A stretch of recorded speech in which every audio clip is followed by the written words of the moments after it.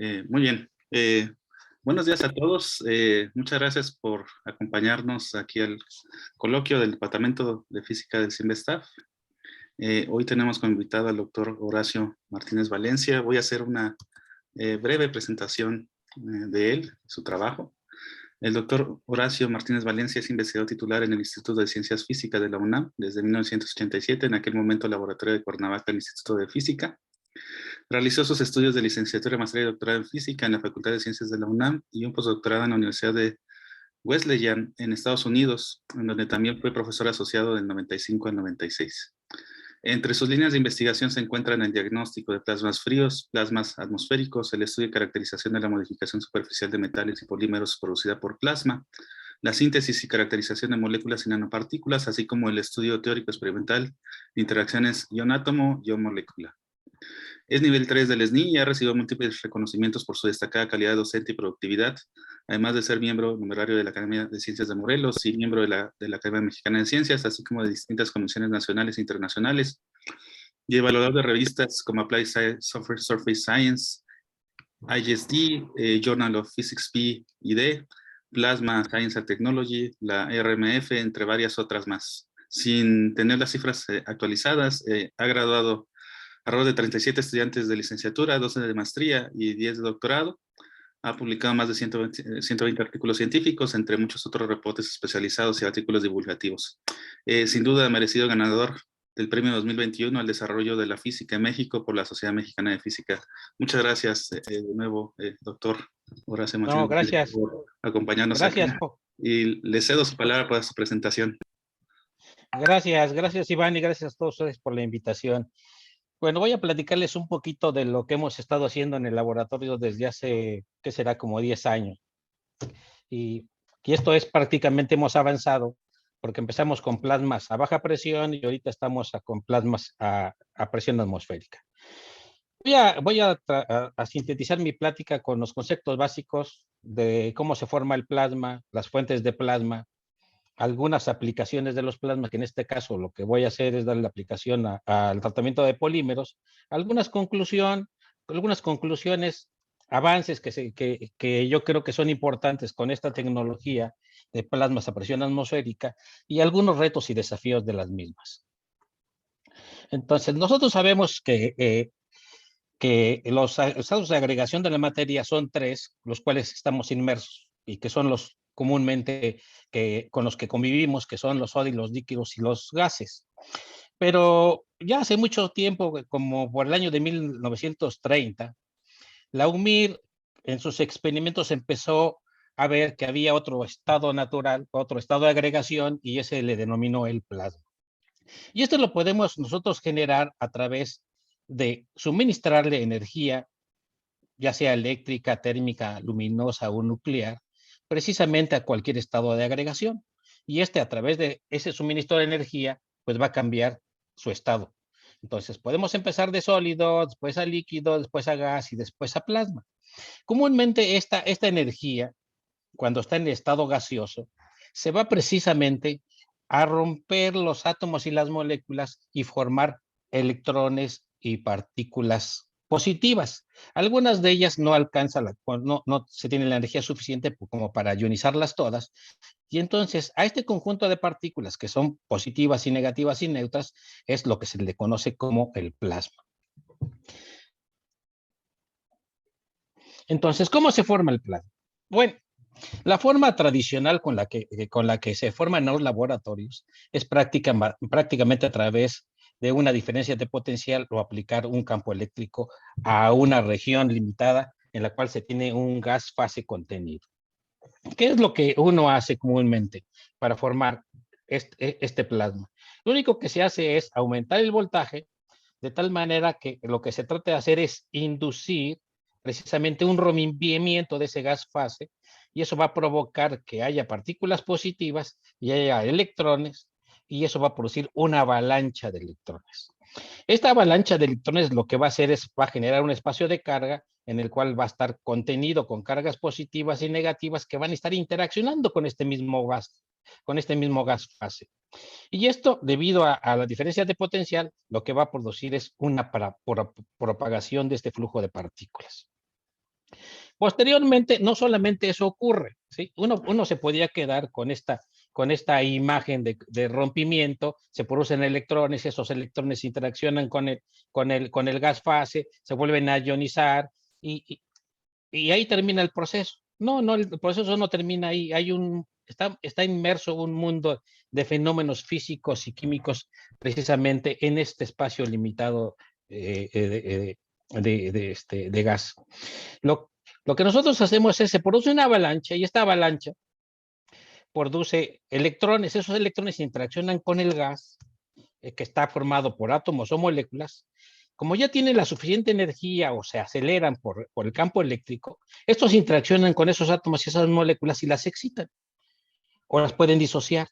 Pero la excitación decae y emite un fotón. Entonces, a la hora de que está colisionando los electrones con el gas fase, pierden energía. Entonces, otra vez se vuelven a acelerar y otra vez vuelven a ganar suficiente energía como para excitar, ionizar, y excitan otro átomo, otra molécula, y empieza a haber otro fotón. Entonces, así es como prácticamente se produce el fenómeno luminoso de los plasmas. Una cosa interesante en este aspecto, que podía uno tratar en forma sencilla con matemáticas, es suponer que a la hora de que hay un rompimiento y se produce un electrón, uno puede suponer que este electrón va a chocar con un átomo y va a producir una ionización. Entonces, lo que uno puede suponer es que por cada electrón que se tenga, se va a producir una ionización. Entonces, esto quiere decir que la rapidez con la que se están formando los electrones y lo que estamos produciendo una corriente va a prácticamente depender precisamente de los electrones y es proporcional al número de electrones que estoy formando. Si uno hace este análisis sencillo, llega uno a esta ecuación. En esta ecuación, en donde esto ve que el crecimiento de la corriente va a depender del factor alfa, y ese factor alfa es precisamente el número de colisiones ionizantes producidas por un electrón a la hora de que recorre la separación entre las placas. Este coeficiente se le llama primer coeficiente de Taussig, primer coeficiente de ionización de Taussig. Si uno supone que por cada electrón, dada que la separación y el campo eléctrico es muy grande, no solamente ioniza uno, sino ioniza a más átomos o a más moléculas, entonces se introduce otro factor que es el factor gamma, que es precisamente el segundo coeficiente de ionización de Taussig. Entonces, estamos pensando en que un electrón puede o solamente ionizar un átomo o un electrón puede ionizar más átomos. Entonces, si uno hace una medida simple y sencilla de la corriente que está llegando en el electrodo positivo, lo que uno va a ver y uno grafica precisamente la separación de las placas junto con el logaritmo de la corriente, uno va a ver una región lineal y después una región precisamente no lineal. La pendiente de la primera región es lo que se conoce como el primer coeficiente de Taussig, y la siguiente curva pues va a depender precisamente del segundo coeficiente.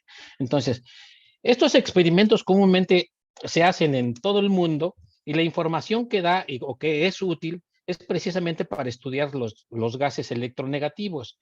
Y la ventaja de estos gases electronegativos es precisamente tienen aplicaciones en nuestros transformadores que están afuera de nuestra casa y que anteriormente se usaban líquidos que eran cancerosos, los cuales ya fueron retirados y hoy lo que se hace es se utiliza precisamente el SF6, pero el SF6 es un gas altamente que produce efecto invernadero. Entonces se anda en busca precisamente de buscar un gas que inhiba precisamente esta formación de electrones y por lo tanto inhiba descargas.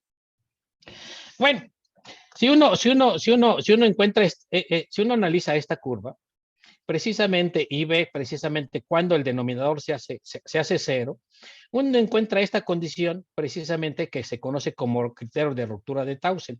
Esta precisamente es cuando se produce la chispa y se empieza la descarga, ¿verdad? Y esto fácilmente uno puede determinar a qué voltaje o a qué condiciones experimentales vamos a iniciar o necesitamos para poder iniciar una descarga.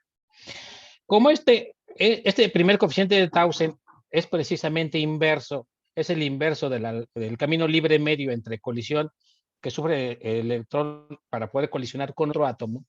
Y eso tiene precisamente relación con la forma de Arrhenius, que es el proceso de activación térmica. Entonces uno puede obtener que el primer coeficiente de Taussig está precisamente relacionado con la presión y con el campo eléctrico. Y haciendo un poquito de álgebra y de análisis físico, lo cual hizo Paschen, para la cual estableció su ley de Paschen, que es precisamente tratar de encontrar ese voltaje de rompimiento. La tecnología de plasmas atmosféricos no se desarrolló sino hasta el año de 1990, precisamente por esas limitaciones experimentales. No hay fuentes experimentales las cuales produzcan un alto voltaje. Entonces, por eso se desarrolló primero la técnica de descargas a baja presión, porque prácticamente a baja presión es muy fácil producir una descarga, no necesitamos voltajes demasiado grandes. Y un ejemplo aquí es precisamente lo que les acabo de decir, es que Paschen lo que nos da es una serie de curvas en las cuales lo que nos dice Paschen es que el voltaje de rompimiento va a depender prácticamente de la presión del gas fase y de la separación entre las dos placas. Entonces, aquí podemos ver, por ejemplo, la del helio, en la cual, pues, si tenemos un producto PD muy bajo, pues vamos a necesitar un voltaje de 10 a la 4 volts. Pero si tenemos unas condiciones adecuadas, podemos producir una descarga a un voltaje precisamente de menos de 1 keV. ¿Ok? Y así, Paschen puede describir todas las partes. Y un ejemplo de ello, por ejemplo, es si queremos hacer una descarga en aire, lo que nosotros necesitamos es 32 kilovolts por centímetro. Imagínense ustedes, necesitamos 32,000 volts por centímetro. Ese precisamente sería el voltaje o las condiciones experimentales requeridas para poder producir una descarga o un plasma en aire.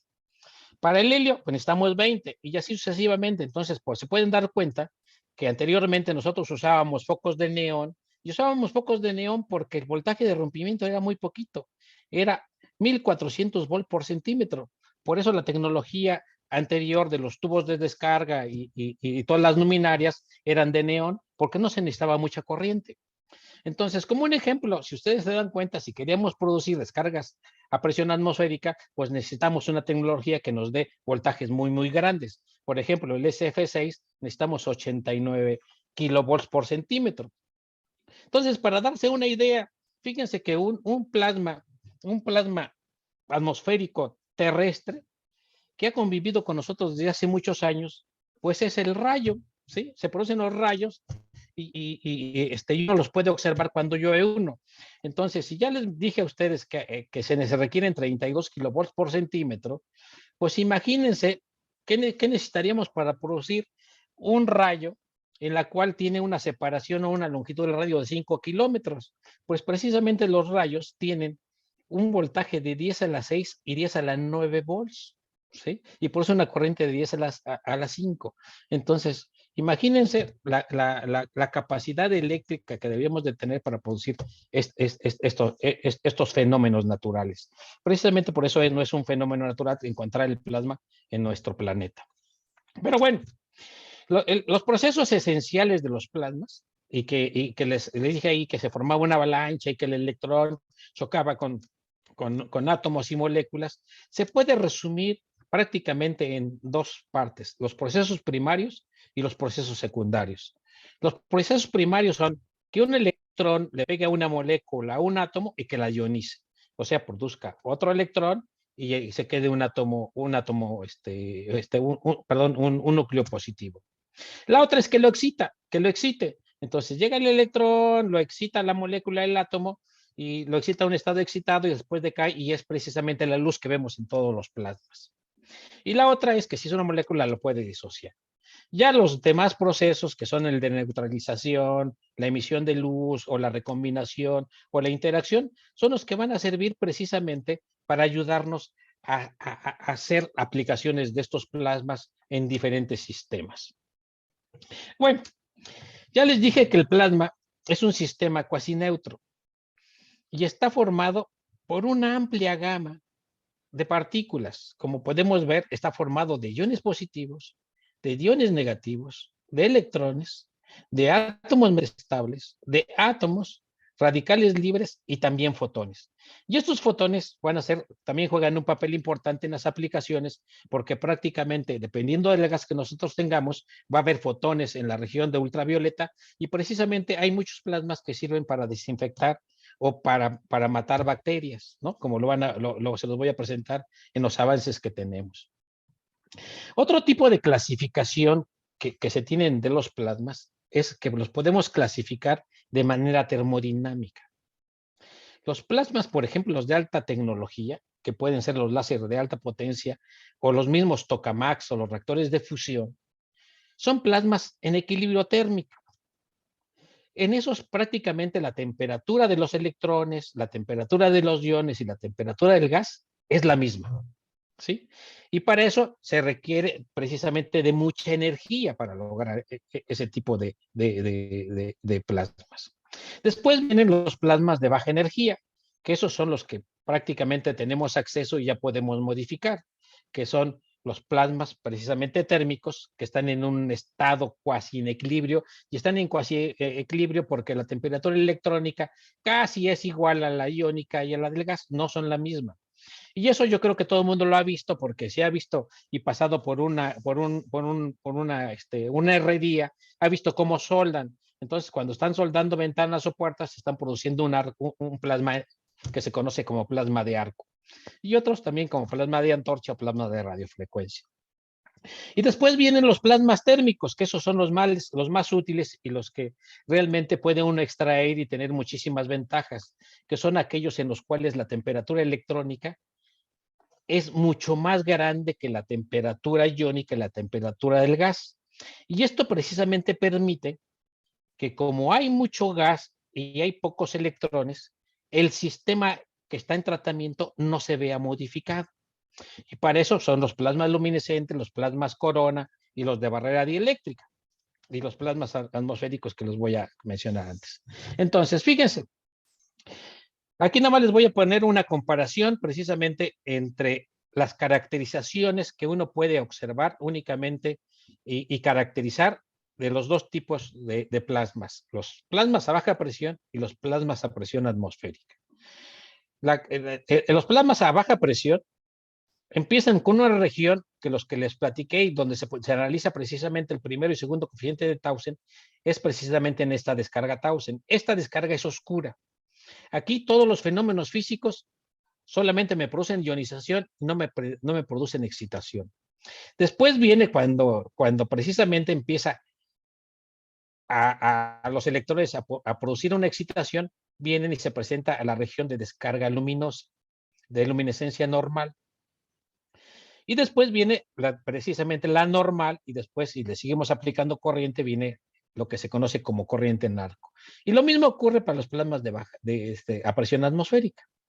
Esta región de baja presión, que son la región luminescente normal, fue muy importante por ahí de los años 60 y 70, porque fue precisamente la idea y la tecnología se aplicó precisamente para los tubos de descarga que utilizábamos anteriormente a la hora de iluminar, y que era la tecnología precisamente que se producía poca presión, y se ahorró precisamente un 60-70% del consumo, porque eso es lo que precisamente se ahorraba en lugar de usar focos con filamento. Y esto es porque se producían con poca corriente y con poco voltaje. Y después, nada más para que se den cuenta cómo se ve eso precisamente, o esta curva precisamente en un experimento. Aquí tenemos, por ejemplo, un tubo en el cual tenemos gas, y ustedes pueden ver que parte de la luminosidad está completa y parte no. La parte completa se llama región anormal, y la parte en donde no está completa se llama región normal. Entonces, únicamente cambiando el voltaje, lo cual suministra corriente, uno puede pasar de la región normal a la región anormal. Entonces, uno puede precisamente experimentalmente ver cómo la curva característica que les presenté anteriormente se puede reproducir experimentalmente, únicamente cambiando las condiciones experimentales. Ahí tenemos la región normal y ahora nos vamos a la región normal, ¿verdad? No le puedo poner la región del arco, porque entonces pondría mis electrodos al rojo vivo, y como es un vidrio, están inmersos en un vidrio, el vidrio se me podría romper. Esta es la curva característica o lo que podemos hacer con los plasmas a baja presión. A presión atmosférica, también, como les dije, tenemos curvas características y regiones dependiendo de su temperatura y dependiendo de su densidad electrónica. Cuando tenemos poca densidad electrónica es la región Tausen, que ya les dije que esa no se ve. Si nosotros aumentamos precisamente la densidad electrónica, nosotros llegamos primero a la región que se llama corona. Y esa región corona precisamente se caracteriza porque hay un campo eléctrico intenso en un electrodo y el otro, pues prácticamente no alcanza a llegar precisamente la interacción de los electrones junto con el gas fase. Después viene precisamente cuando se llena de luminosidad en los dos electrodos y que es lo que se conoce como la descarga luminiscente. Después, cuando ésta se empieza a ramificar, es lo que se conoce como una descarga cascada. Y después nos podemos ir precisamente a la región que se conoce como la de microondas. Y que esto se ve precisamente así, se empieza a distorsionar precisamente mi luminosidad. Todo esto únicamente se puede cambiar a través de modificar la densidad electrónica en mi sistema experimental. Entonces, nada más para que entendamos un poquito las fuentes que tenemos ahora para poder estudiar plasmas a presión atmosférica. Estos los resumí en tres. Son los plasmas corona, que son prácticamente arreglos en los cuales tengamos una punta y un plano. Se pueden formar con la corriente AC o DC y comúnmente la temperatura es muy bajita, 400 Kelvin, y se puede hacer con cualquier tipo de gas. La descarga de barrera dieléctrica, esa se produce poniendo un dieléctrico entre los dos electrodos y también se puede producir tanto AC como de radiofrecuencia. Y ahí lo único que estamos haciendo es modificando su densidad electrónica. Para los plasmas de barrera dieléctrica, la densidad electrónica es un poquito más grande y también se puede hacer con varios gases. Y después la que ha tenido bastante éxito es la descarga a presión atmosférica, que de lo que se conoce como jet de plasma. Esto precisamente comúnmente se acoplan capacitivamente con una fuente de radiofrecuencia y precisamente se pueden formar también con helio y argón y también con aire, que es lo que precisamente sería lo más ideal para no generar más costos a la hora que se hace un tratamiento, en dado caso que se quiera hacer. Entonces, nada más para que los vean, vamos a ver primero, ya les dije que el plasma de corona se produce por una punta y un plano, y eso lo podemos ver precisamente aquí, aunque el video que tomé no se ve tan claro porque el iPhone que tengo no podía enfocar, pero ustedes pueden ver cómo se produce el plasma, ¿sí? Este es plasma corona, tengo una punta aquí y un plano acá, y empezamos a ver cómo se produce la descarga. Bueno, es como si estuviéramos produciendo rayos. Pero, por ejemplo, si queremos ir un poquito más sofisticado, entonces vamos a los plasmas de barrera dieléctrica. Y actualmente se están estudiando muchos sistemas porque hay muchísimas aplicaciones. Entonces, muchos utilizan una barrera dieléctrica tanto en el electrodo de arriba como en el de abajo, otros no solamente en uno, otros lo ponen en medio, otros utilizan electrodos cilíndricos y otros utilizan una serie de electrodos. Entonces, hay una amplia gama de sistemas experimentales en los cuales se están investigando precisamente estos sistemas de barrera dieléctrica. Entonces, para que lo puedan ver, ustedes pueden verse aquí. Como pueden ver, por ejemplo, tenemos aquí un electrodo. Este electrodo está a un voltaje positivo y tenemos aquí como dieléctrico a un portavidrios, un portamuestras. Entonces, ustedes pueden ver y mi dedo va a funcionar como tierra.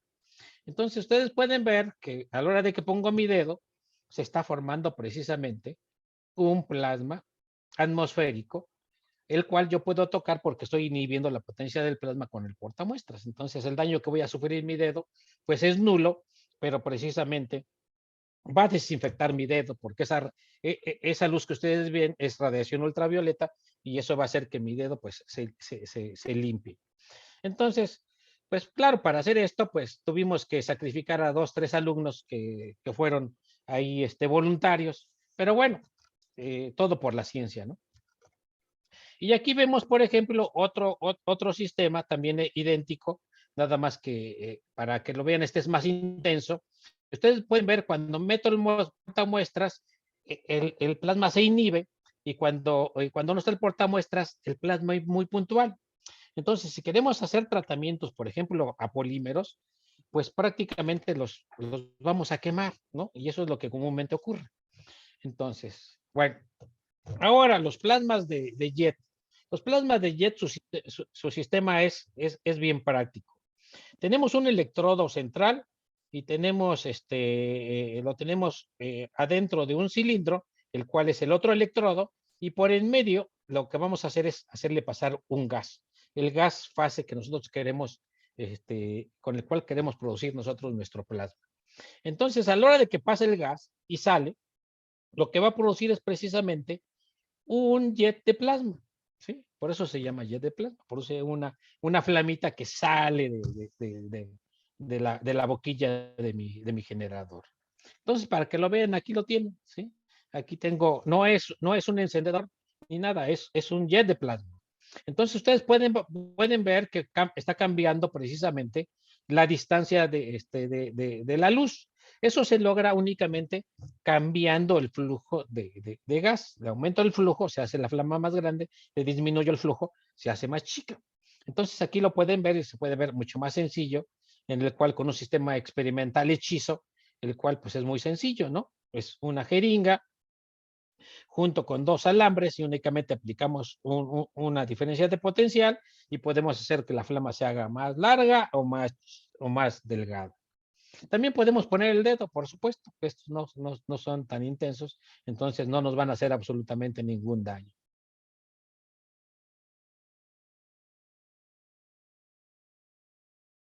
Bueno, ¿qué es a lo que nosotros nos interesa? Bueno, también nosotros les puedo decir, por ejemplo, que todo mundo tiene acceso a los plasmas y podía jugar precisamente a hacer plasmas a través de los microondas.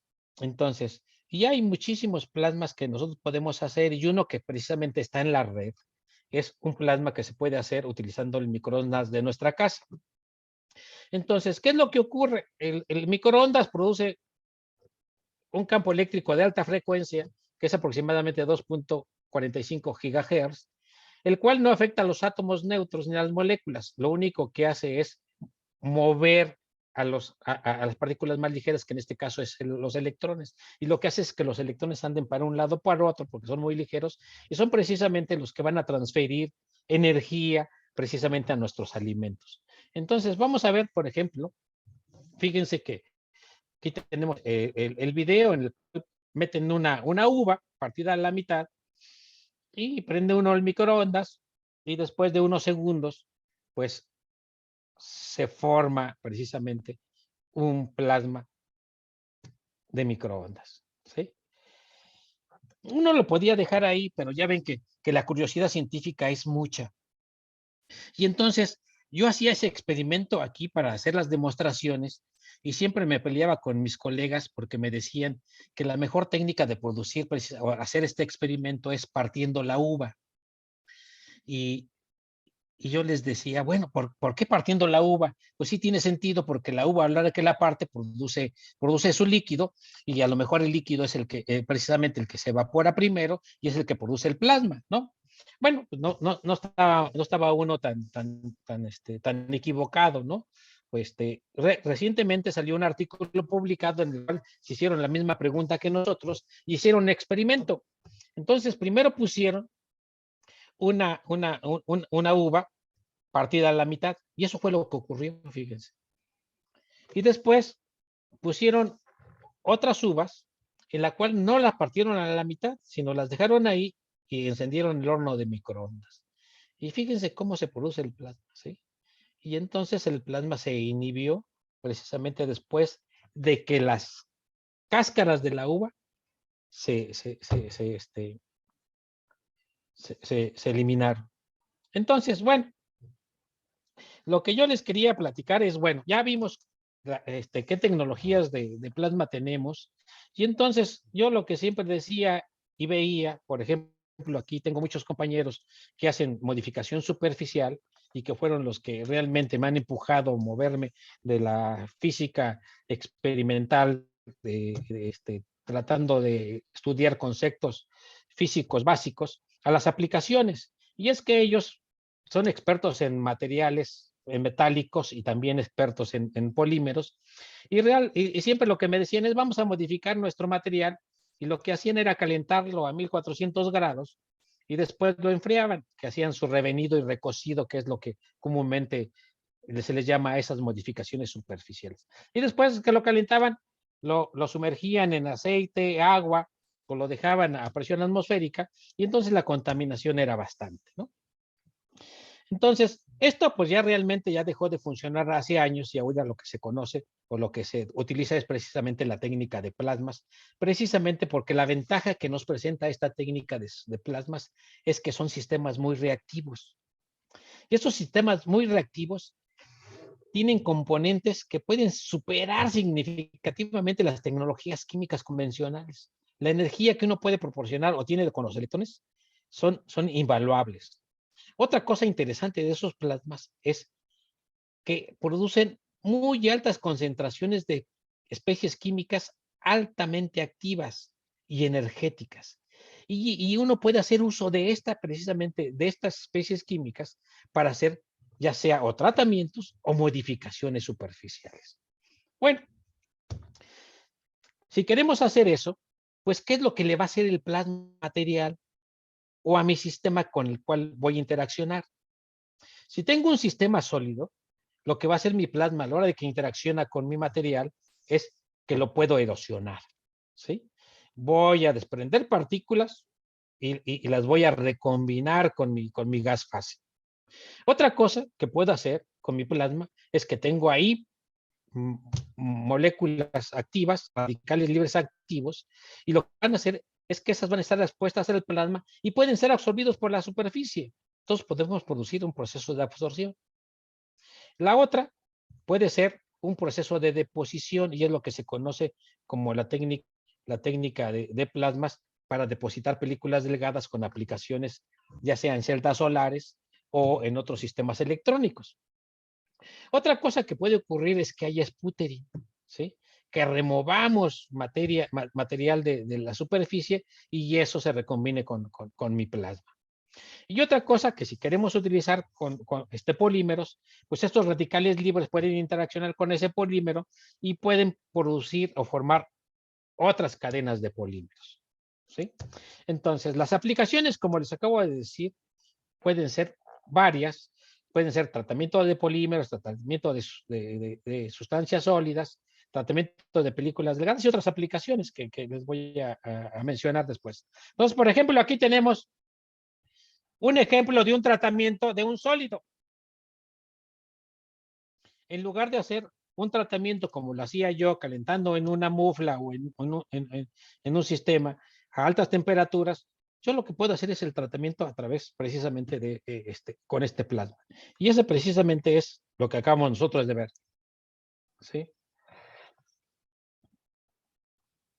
¿Cómo le hacemos o cómo competimos con la otra tecnología? Lo que nosotros hacemos es poner un gas, y ese gas va a interaccionar, todas mis partículas van a interaccionar con mi superficie, y algunas de ellas lo que van a hacer es, se van a meter dentro de la matriz, y lo que van a formar es una capa que comúnmente lo que se hace es nitrurar. Entonces van a formar nitruros en la superficie, y esos nitruros de la superficie me van a modificar precisamente mi material. Y esto precisamente uno puede estudiar, si quiere uno estudiar precisamente lo que está ocurriendo en el material a través de un análisis EDX, ir viendo la difusión de ese nitrógeno en una superficie, puede uno determinar precisamente los coeficientes de difusión.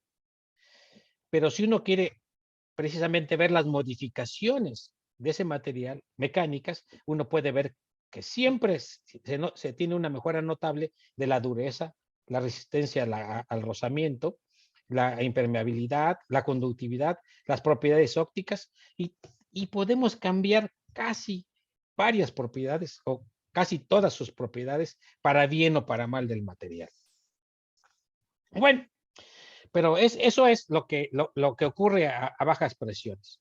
Lo que yo les quería platicar, el último experimento que hicimos o que nos permitió la pandemia, que fue precisamente tratar de modificar superficialmente el polipropileno.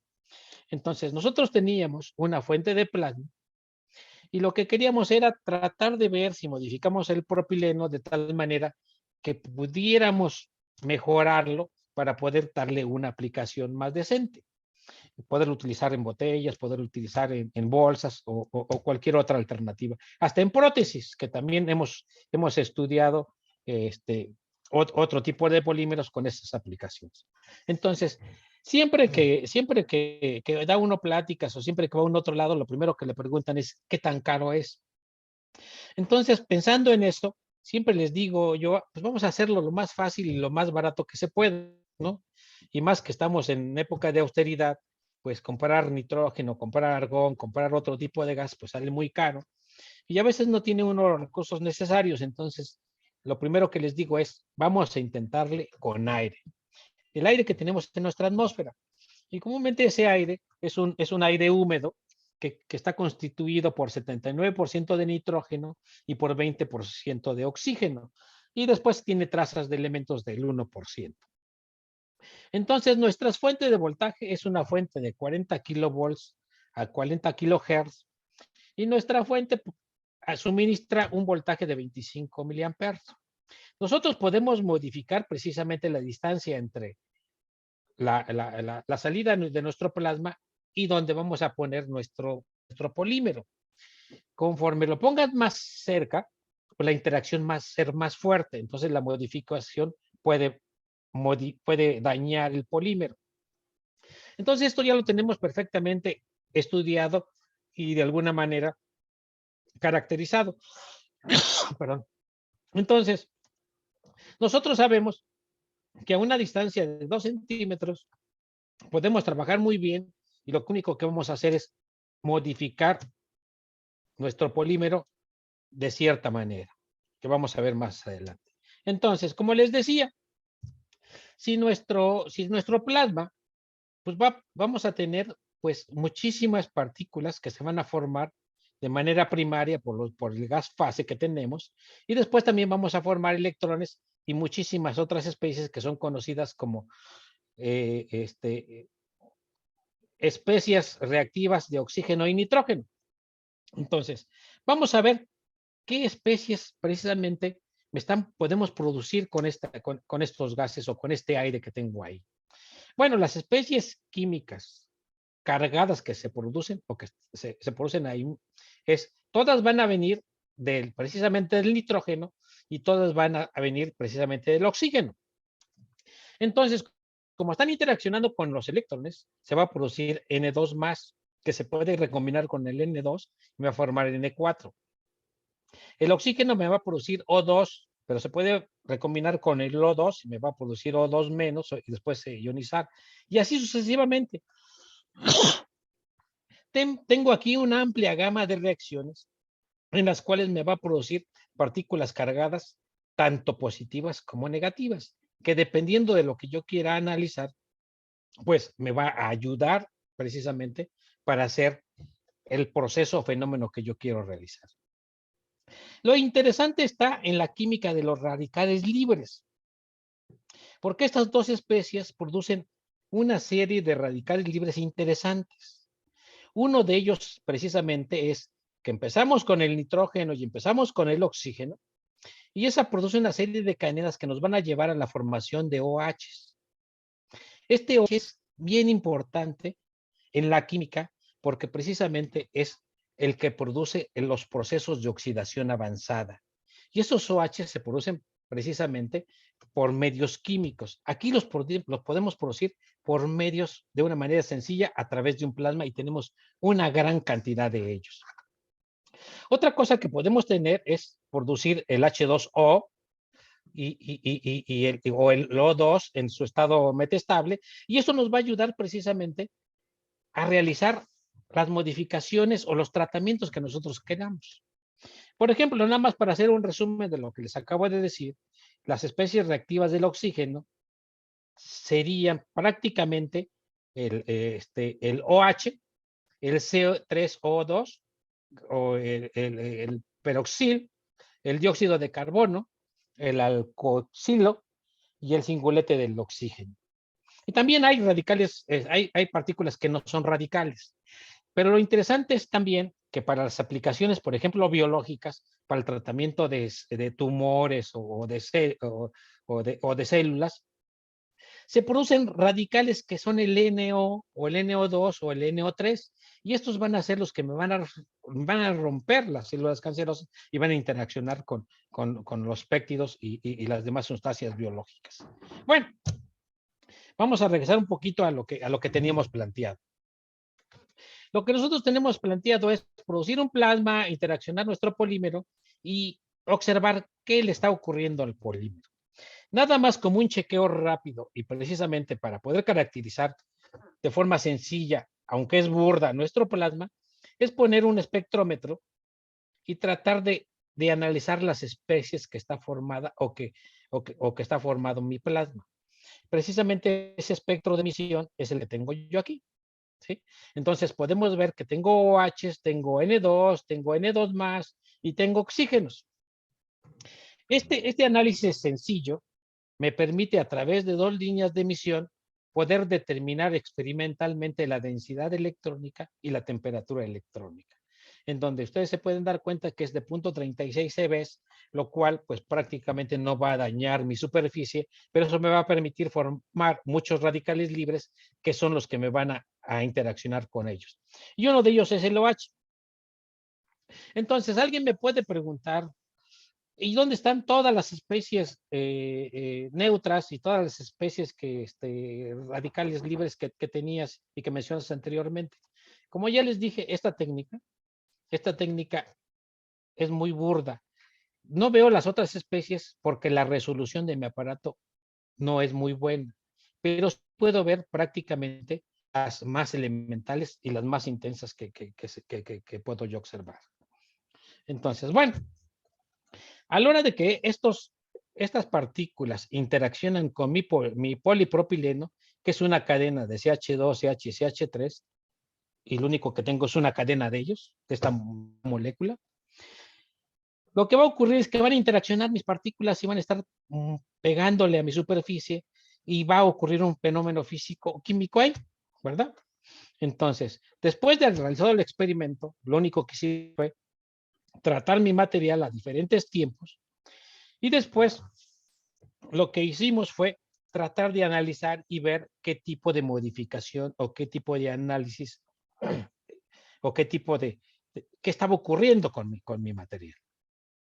Entonces, un análisis sencillo, que cuando yo empecé a presentarlo, varios me decían, no sé para qué haces el análisis de la gota, si eso no te da nada. Pero realmente si uno le busca, este análisis de la gota, poner 10 microlitros en la superficie del material tratado y sin tratar, nos da información precisamente acerca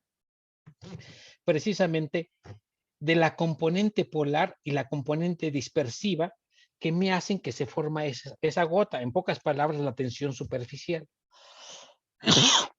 Entonces, la forma de la gota me va a depender precisamente de la composición química de mi material y para poder extraer precisamente estas componentes polar y dispersiva, que la polar me va a dar información porque tiene propiedades químicas y tiene que ver con cómo se pegan las moléculas y su interacción con ellas, o también la dispersiva, que lo que tiene que ver, esto es precisamente con las atracciones que hay en los átomos y las moléculas con la superficie. Entonces podemos decir prácticamente con este análisis si está sufriendo un cambio químico o un cambio químico o un cambio mecánico rápidamente, ¿no? Aunque sea burda, o si no está cambiando, por ejemplo, ¿no? Entonces, nada más para que nos demos cuenta, siempre este análisis se hace poniendo una gota que sea polar y una gota que no sea polar.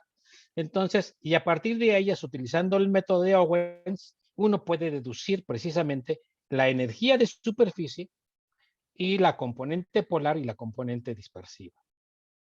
Entonces, ustedes se pueden dar cuenta que precisamente la componente polar decrece considerablemente a los 2 minutos de tratamiento y después se mantiene constante. Sin en cambio, la componente dispersiva aumenta y después se mantiene constante.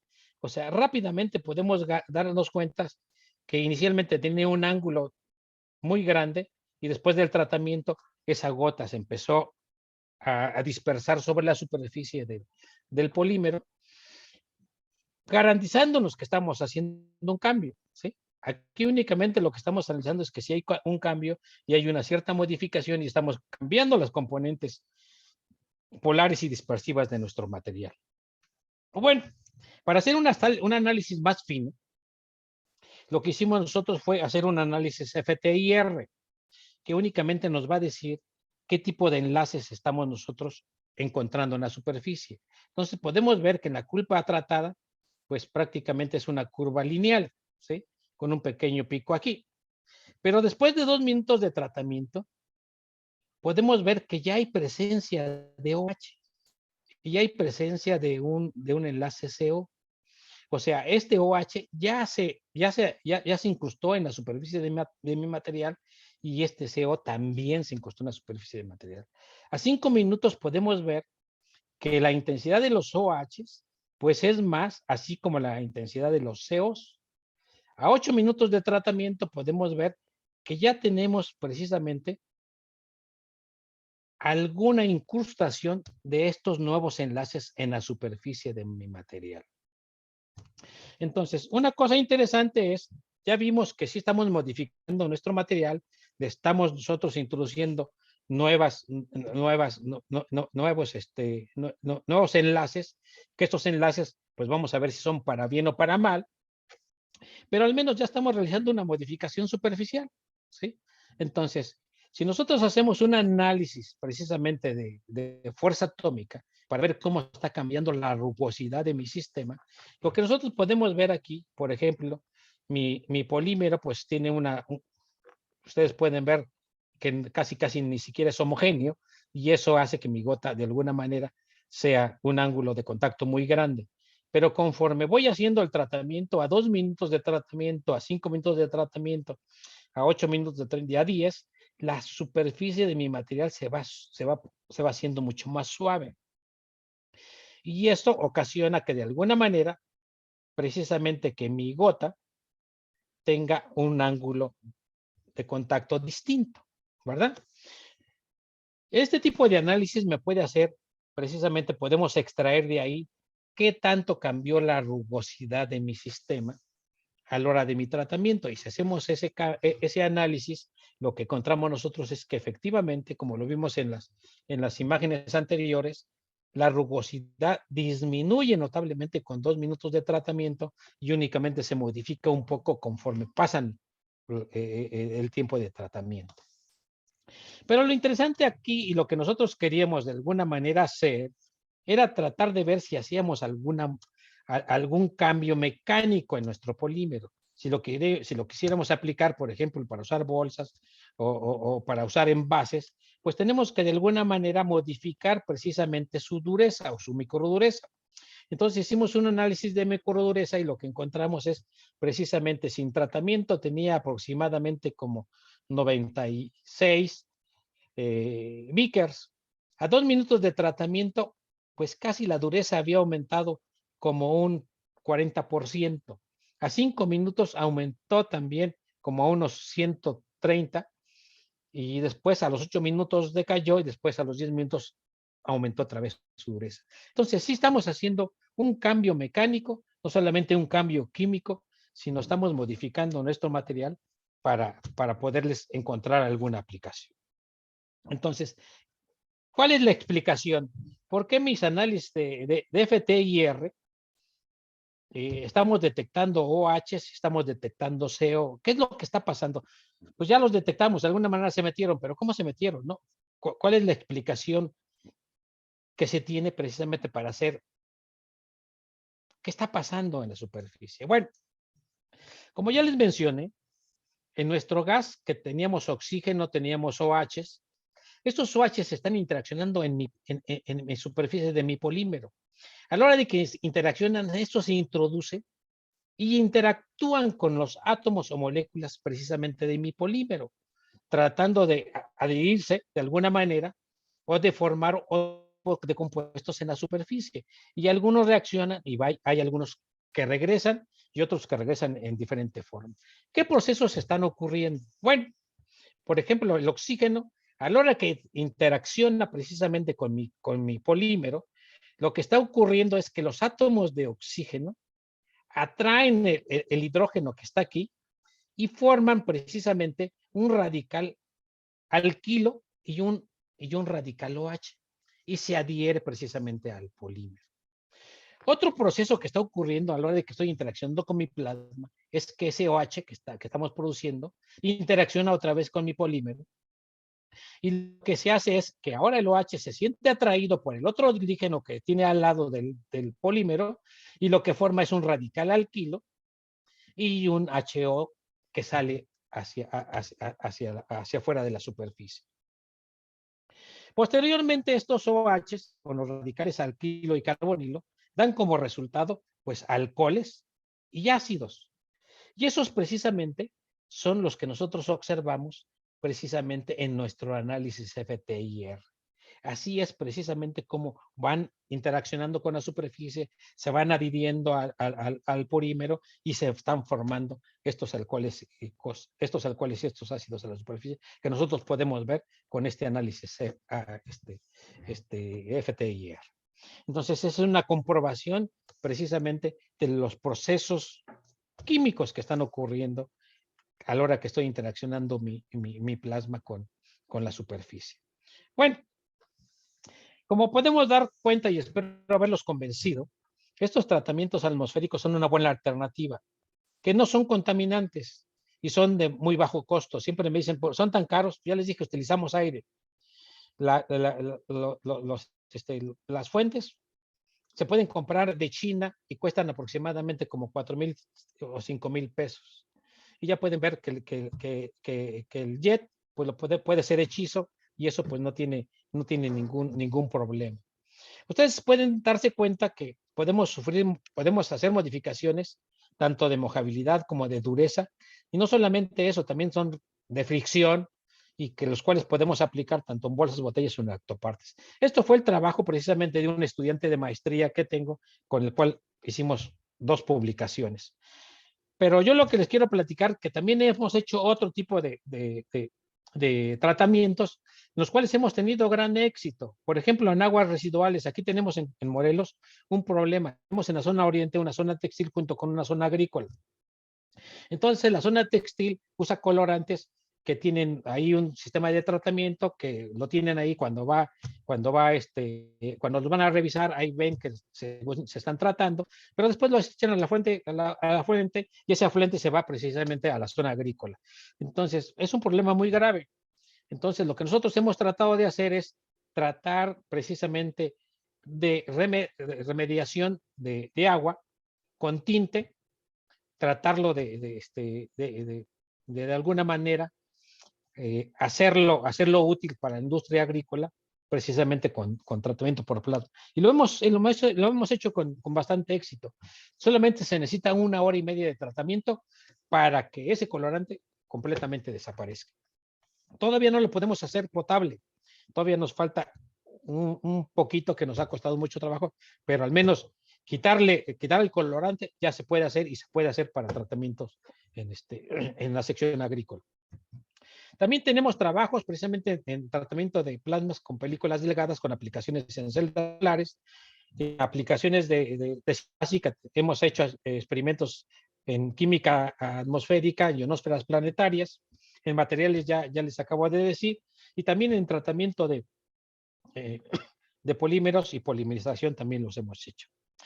Una cosa interesante de estos avances es que esta técnica, precisamente plasmas atmosféricos, ya se ha usado para hacer análisis o estudios en células cancerosas con bastante éxito en el laboratorio. Y no solamente en el laboratorio. Por ejemplo, también tenemos, en bacterias, en las cuales ustedes pueden darse cuenta que tenemos aquí un cultivo y después de 100 segundos de tratamiento, las bacterias desaparecieron, ¿sí? También, por ejemplo, tenemos aquí un sistema en el cual teníamos un cerdo, o se tiene un cerdo, del cual tenía una úlcera, y después de un tratamiento por plasma atmosférico, la úlcera desapareció. Me pueden presentar los efectos secundarios. No hay efectos secundarios, que esto realmente no le pasa a uno nada.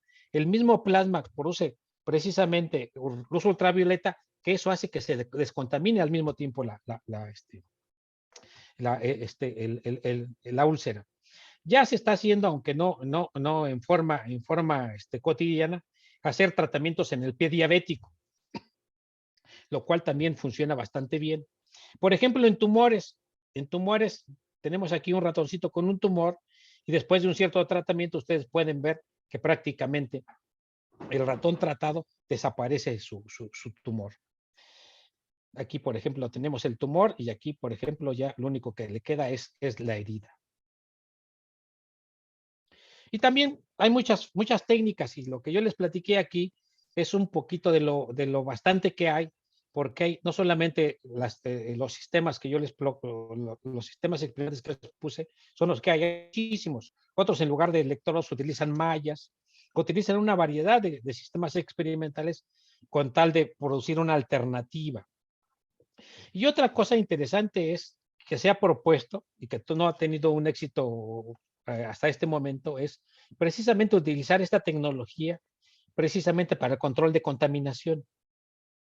Si tenemos una tobera que está contaminando el aire, poner un plasma y tratar de que ese plasma interaccione con estos gases contaminantes, los rompa y de alguna manera tratar de separar lo que sí es útil y lo que no es útil. Por ejemplo, los COX o los NOx, tratar de una manera de romper esas moléculas que son malas para el ambiente y tratar de reciclar el oxígeno. Ya hay trabajos que se hacen para nanopartículas y para nanomateriales nanoestructurados, que es la nueva tecnología que se está desarrollando en el mundo, y también se pueden hacer por plasma. Y una cosa que está recientemente, desde el año pasado, funcionando son precisamente de utilizar estos plasmas precisamente para la propulsión de naves espaciales. Y esto es un inicio porque apenas es uno de los primeros estudios que está haciendo junto con la NASA para poder utilizarlos activamente. Y yo le pongo ya por último los retos de las aplicaciones de los plasmas, que yo creo que va a venir, ya los combustibles ya empezaron, pero otra cosa importante son el control de la basura. Nuestro problema de basura es muy grande y yo creo que una de las alternativas que nos puede ayudar precisamente puede ser la tecnología de plasmas. El control de la contaminación atmosférica, yo también creo que todavía nos falta un poquito. Ya se empezaron a hacer estudios, ya les mostré uno y se está en espera de encontrar una mejor técnica y una mejor forma eficiente precisamente de utilizarlas. Y en la medicina ya se hace, pero se están buscando tratar de vencer los protocolos que la industria médica tiene para poderlos aplicar in situ en pacientes humanos.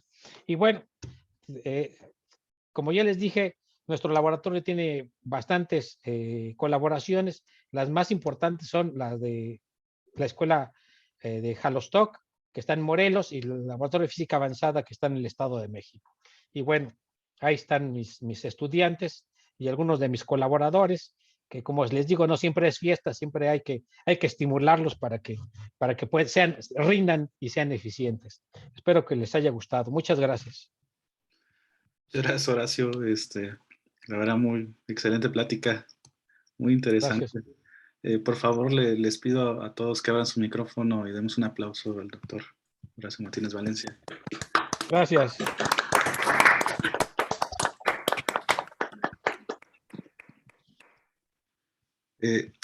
Pasamos a la sesión de preguntas. Por favor, si pueden usar la manita, la herramienta de alzar la manita, o pueden, si no pueden alzar la manita, en algún momento abran su micrófono. Por favor, Yuri, sí, adelante.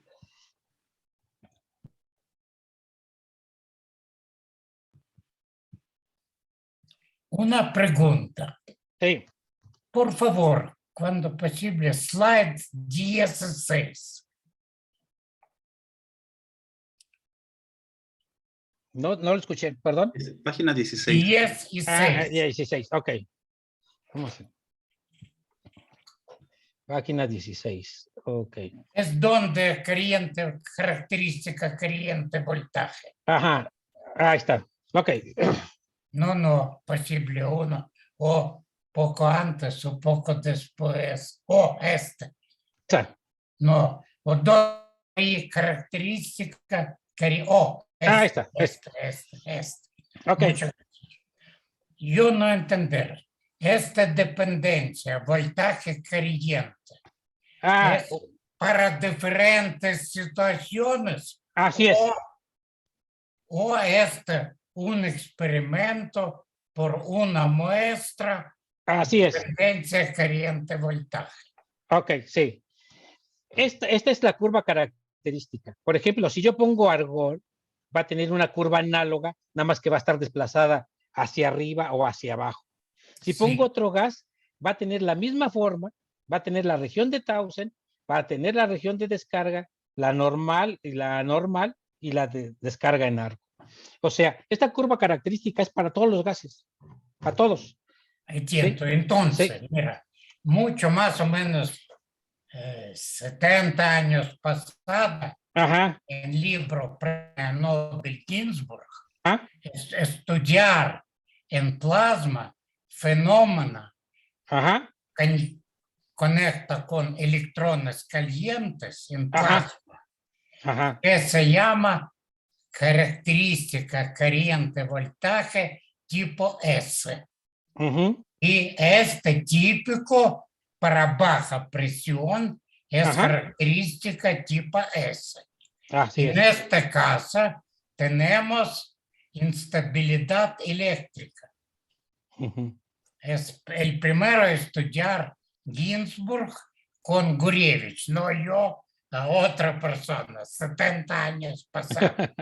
En esta casa tenemos realmente filamentos de corriente y este puede cambiar toda su interpretación de resultados porque tenemos no discharge a muchos diferentes filamentos, conecta con instabilidad de tipo S. ¿Qué opinión de usted conecta con esto? Es Sí, fenómeno típico para gas discharge plasma. sí. Sí, yo lo que estoy hablando son de características de plasma, ¿sí? O de descargas, precisamente, de baja presión, y son precisamente que son estables. O sea, uno puede trabajar en características de plasma inestable, y eso comúnmente ocurre a plasmas de alta presión, de plasmas que no son térmicos, son plasmas calientes, ¿sí? Sí, caliente. ¿Sí? Sí. Calientes. Estos No son, plasma, no no plasma, plasma, así es. solamente electrones. Así es, exactamente. Aquí, precisamente en plasmas calientes, precisamente eso es lo que ocurre. Tiene un sistema S. Aquí estamos trabajando a plasmas que son fríos. La alta densidad de partículas no son los electrones, son los átomos neutros, porque precisamente eso hace que no haya ninguna modificación superficial y no afecte a mi tratamiento. Entiendo. Gracias, De gracias. nada, de nada. Salvador. Muchas gracias, profesor. Oiga, yo tengo una duda respecto a la FM, la velocidad que está cercana a cero ahí. FM. Sí, ese dato me pareció curioso. Estas. Sí, pero bueno, puso por ahí. Ah, la siguiente, la 46. Esta. Sí, exacto. Está. Sí, esta es una gráfica. De velocidad. Sí, esta es una gráfica de rugosidad contra tiempo de tratamiento. Y lo que se hace es agarrar y ver y sacar un promedio de la rugosidad de la superficie, ¿no? Se agarra una línea, se va midiendo, se va midiendo, se va midiendo y se saca lo que se conoce como RMS, ¿no? Y esto es un promedio, ¿eh? Sí, claro, entiendo. Lo que pasa es que, no sé, por ejemplo, las figuras de mérito para el silicio cristalino andan por ahí de 5 angstroms. O sea, sería como 0.5. Y entonces las menciones que tiene usted para los tratamientos están por debajo de esa figura de mérito. Entonces, bueno, me dio curiosidad de esos datos. Sí. Sí, digo, lo calculamos de la AFM, del análisis de FM, y lo que agarramos es una línea y contamos precisamente, hacemos un promedio sobre la superficie, y esto es lo que comúnmente reportamos, ¿no? Sí, muchas gracias. ¿Qué? Si alguien tiene alguna pregunta, puede abrir su micrófono. Por mientras yo aprovecho a hacer Dime. una pregunta. Esta video que nos enseñó de cómo cambia de la región normal a normal. ¿La normalidad es esto? O sea, simplemente que cambia la intensidad de la luminosidad, o por eso se le llama normal, o Sí. ¿hay alguna otra propiedad interesante? Sí, mira, la propiedad interesante está en la curva, como decía Iván, Yuri. Sí, fíjate, esta curva es bien importante porque realmente fue el inicio de los plasmas. Esto se conoce, como dice Yuri, por allá por los 1930, 35. Esto ya se sabía, y es una curva característica que cumplen todos los gases, nada más se desplaza hacia arriba o hacia abajo. Esta región es oscura, ¿sí? Después viene la región que es corona, es inestable la corona, ¿sí? Y después viene la chispa, ¿sí? Y aquí en esta región que es inestable, empieza la región precisamente normal. O sea, es una región en la cual se caracteriza porque uno la puede controlar. Cuando tú ya no lo puedes controlar, empiezan las inestabilidades. Mira, esta región, en cualquier punto que tú quieras, por una pequeña fluctuación se viene para abajo, se puede ir para arriba. Yeah. ¿Sí? Por eso se llama región anormal. Y precisamente de ahí, si no tienes cuidado, te puedes ir al arco y entonces le hacen la torre a tu sistema. Claro. ¿Sí? Y eso experimentalmente, ¿cómo lo observamos? Pues lo observamos aquí, mira, fíjate. Esta región es la región anormal, esta es la región normal, la bien comportadita, ¿sí? Si la tenemos precisamente controlada, ¿sí? Tú puedes ver que ahí, si la tenemos exactamente entre los dos electrodos, es una región normal. Ahí es donde trabajaban, te digo, los tubos que teníamos fosforescentes hace muchos años. Es esa técnica que utilizaban. Y precisamente como lo vimos en la curva, es baja corriente y bajo voltaje. ¿Sí? Mira, ya ibas, mira, ve cómo nos vamos a la región anormal. Pero si la dejo yo ir, se puede ir y puedo poner en mis electrodos al rojo vivo y entonces se rompe mi tubo. ¿Sí? Claro. Ahorita sigo preguntando. Manolo, ¿quieres preguntar? Adelante. Sí, bueno, es respecto a los plasmas de barrera dieléctrica que comentó al inicio. Ajá. Bueno, me dio curiosidad sobre cuál es el efecto que tendría poner, pues, justamente un dieléctrico en medio de los electrodos. O sea, ¿cuál sería la ventaja o finalidad? Sí, fíjate, precisamente la ventaja o finalidad, te voy a decir. Fíjate aquí, en esta. Si tú ves, aquí está el portamuestras. A la hora de que yo pongo el dieléctrico, estoy inhibiendo la potencia del plasma. Entonces, el daño que le causo a la muestra va a ser menor. ¿Sí? Si tú ves, mira, le quito y entonces se focaliza mi tratamiento y puedo dañar mi muestra. Un ejemplo de esto es en las conclusiones presenté que lo hemos hecho con películas delgadas, con tratamiento, con aplicaciones en celdas solares. Cuando nosotros hicimos el primer tratamiento, siento decirte que volamos la película delgada, ¿no? O sea, el plasma era tan intenso que evaporaba la película. Entonces, pues no la modificábamos, sino la evaporábamos. Entonces, ¿qué fue lo que hicimos? Le bajamos de potencia a nuestro plasma, pero realmente lo que tuvimos que hacer es precisamente ponerle un portamuestras arriba de la película delgada y lo único que hacíamos era la modificación superficial, con lo cual cambiábamos propiedades eléctricas y ópticas. ¿Sí? Entonces, ¿para qué sirve la barrera dieléctrica? Precisamente para inhibir la potencia del láser.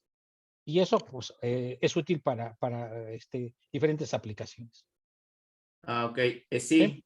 Sí, es que pensé que a lo mejor tenía alguna función respecto a lo mejor la potencia de encendido del plasma. No.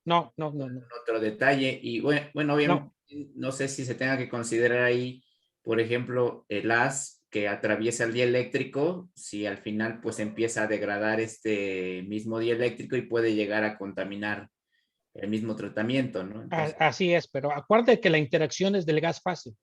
Degradar el dieléctrico no importa, lo degradas. Ese no nos importa. El dieléctrico se va a empezar a erosionar con el gas fase. No va a interaccionar con, no se va a erosionar hacia la muestra. ok, ¿Sí? vale. Sí, gracias. ¿De qué? Mientras alguien más se anima, una duda muy rápida, Horacio. Sí, no, dime. En este jet de plasma que tienes hay luz verde, pero, o sea, se ve verde y luego se ve azulito. El azulito es el plasma, ¿no? El verde supongo que es el gas, o ¿cómo es? ¿O los dos son plasma? No, acuérdate que en el otro, ¿verdad? En el jet. Sí, donde tienes como la flamita. Aquí. Acuérdate que esto se hace con aire.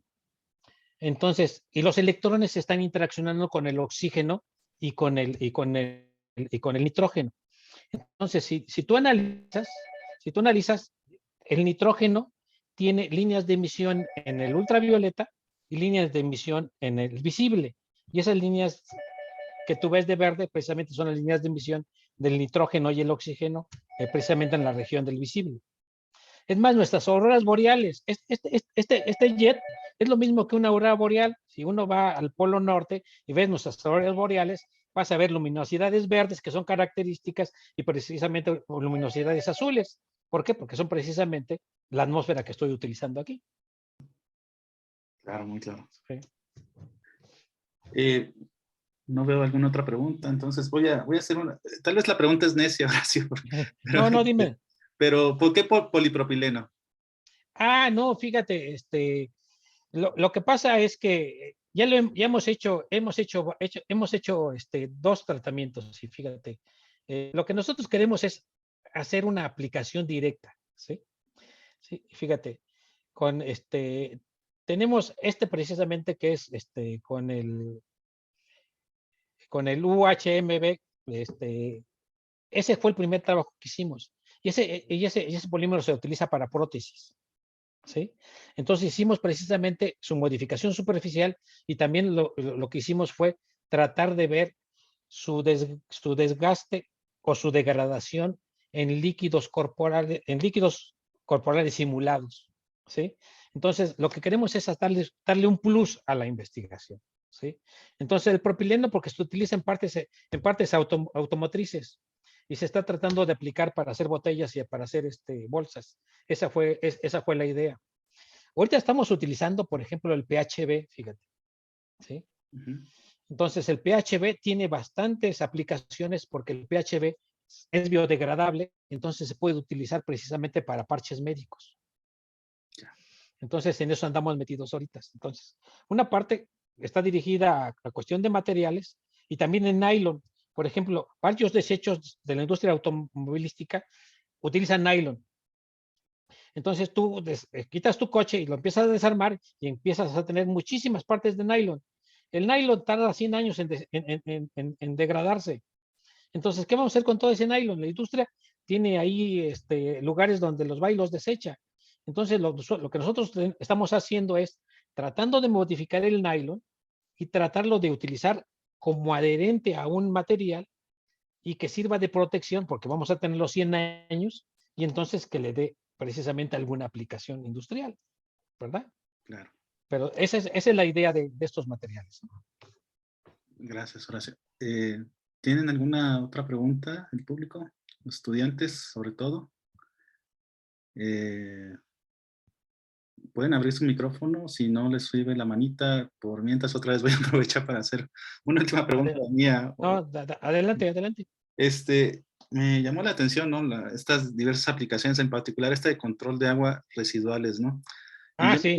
ya me estoy imaginando que pues necesitas una fuente medio grande y tal vez, no sé si logre competir algún día con los procesos químicos, ¿no? Con todo el tratamiento químico, o será complementario o será realmente sustituido. ¿Cómo lo ves tú? Fíjate, eso es lo que me dice la gente. Les quería yo dar esa plática. Si quieres otra vez que me invites, les doy precisamente y les enseño cómo se hacen esos experimentos. Pero es tan sencillo como esto, mira, fíjate.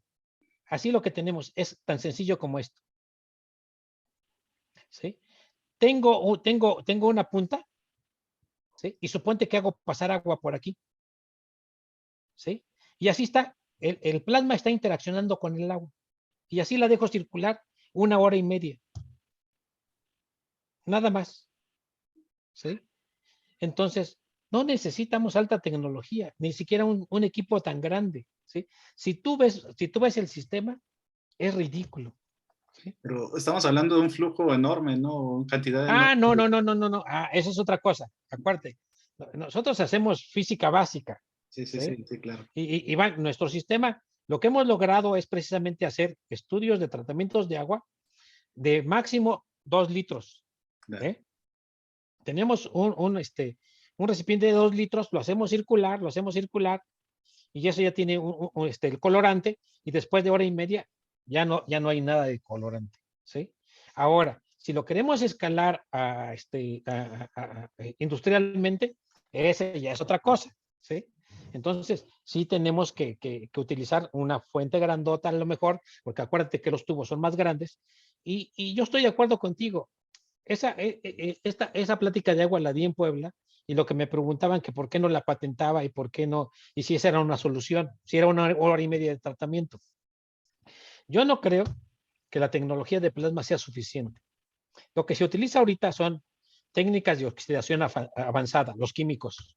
Entonces, utilizan técnicas Fenton y fotofenton, y lo que utiliza la industria son filtración, porque es muy barato. Ponen filtros y hacen pasar por ahí su agua contaminada, y después la siguen pasando hasta que ellos creen que ya está descontaminada y la echan a la fuente, de agua, ¿no? Pero realmente no. Yo lo que digo, y es lo que hemos estado haciendo, es la solución para remediación de agua es un proceso en el cual una o dos técnicas tienen que estar involucradas. ¿Sí? A lo mejor filtración con plasma, o a lo mejor Fenton con plasma, ¿sí? Pero yo no creo que una sola sea eficiente. Ya. Ahorita, por ejemplo, te puedo decir que mi último artículo, precisamente que acaba de salir en nanomateriales, es precisamente que estamos utilizando nanomateriales. ¿Sí? Utilizamos un nanomaterial para degradar precisamente el colorante.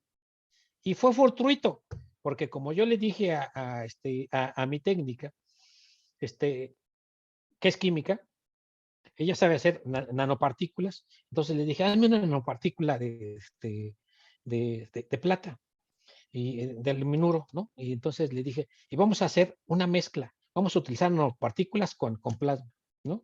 Entonces llegaron 2 estudiantes de aquí de la Facultad de Química, y empezaron a hacer el experimento.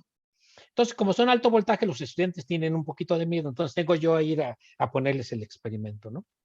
Entonces, en el tiempo en el cual pusieron nanopartículas y ponían las nanopartículas al plasma, el tinte ya se estaba degradando. ¿Sí? Entonces, ese tipo, sí, fortuito, ¿sí?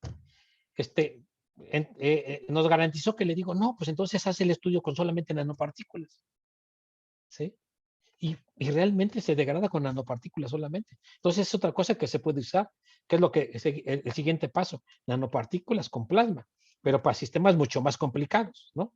Y este artículo acaba de salir en Nanomateriales, que es Q1, porque a la gente le gustan los Qs, no sé por qué. Yo lo que digo ya bastante hacemos con publicar, ¿no? Y con trabajar. Pero bueno, y fue fortuito, te lo digo, ¿sí? Pero bueno, así es la ciencia, inexplicable. A veces te pasa un detallito, y te digo, por estar esperando echar a andar el plasma, vimos que se degradó con el puro nanopartícula.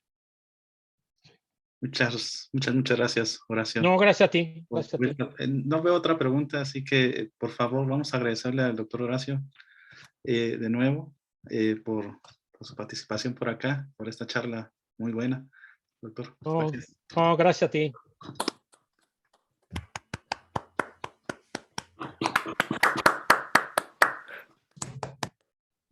Ya no estoy compartiendo, ¿verdad? Sí, sigue compartiendo. Ah, sí, Muchísimas gracias de nuevo. No, gracias a ti. No, gracias. Voy Gracias a parar. a ti. Voy a parar la